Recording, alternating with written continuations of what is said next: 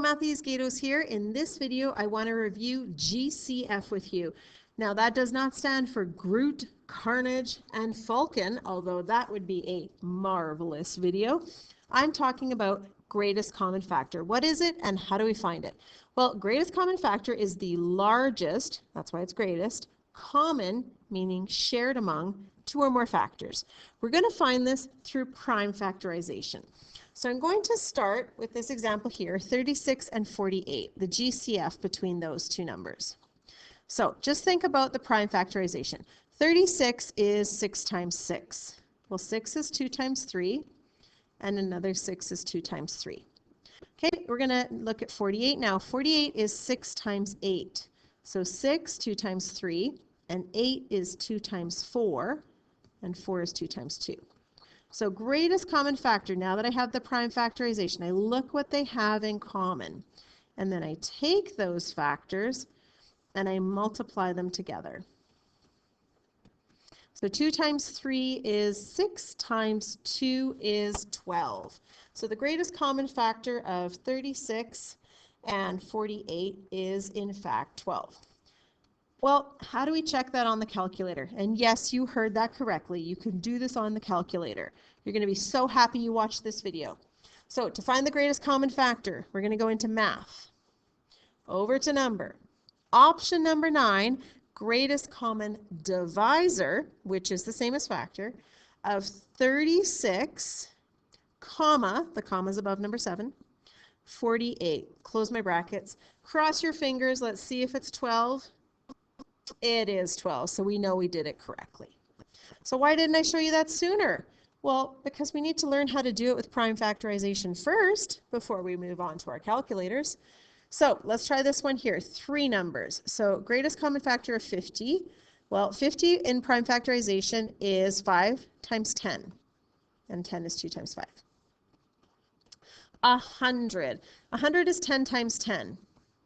And 10 is 2 times 5, and then another 2 times 5. 625 is 25 times 25. So that's 5 times 5 is 25, and another 5 times 5 is 25. So the greatest common factor, we want to see what they have in common. So they have a 5 in common. They have another 5 in common. And it looks like that's it because it has to be common to all the numbers. So multiplying those together, 5 times 5, I get 25. So the GCF should be 25. Well, let's look at how we check that on the graphing calculator. So let's go back in here. And we're going to do the greatest common factor. So math over to number, down to option number 9, greatest common divisor. And we're going to enter in 50, comma, 100, comma, 625. Close my bracket. The calculator doesn't like that very much. So calculator only wants us to do 2 at a time.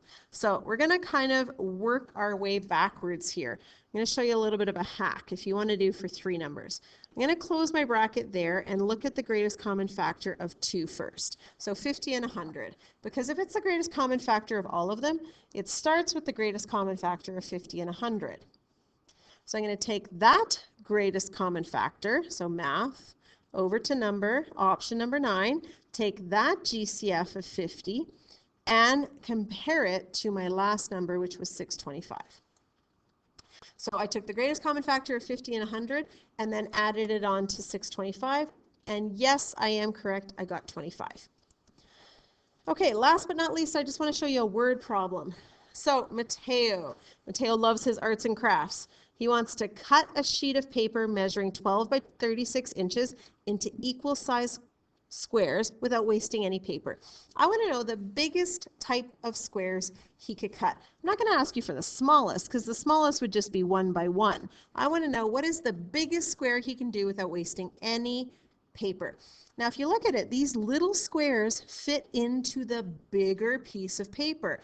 Little squares fitting into the bigger piece of paper, kind of like little factors fitting into a bigger number. So really what I'm asking you to do is to find the GCF of 12 and 36. So let's use our little graphing calculator trick that we now know.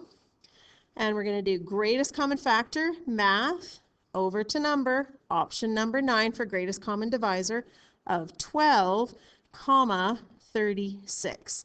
Close my bracket, and I get 12 as an answer. So that means the squares that Mateo can cut are 12 by 12. So the GCF is 12, which means I can cut squares that are 12 inches by 12 inches. Well, let's look at what that would look like. If I were to cut 12 by 12, I could have 3 squares used on that piece of paper. So I hope this video helped, and I look forward to seeing you for the next one.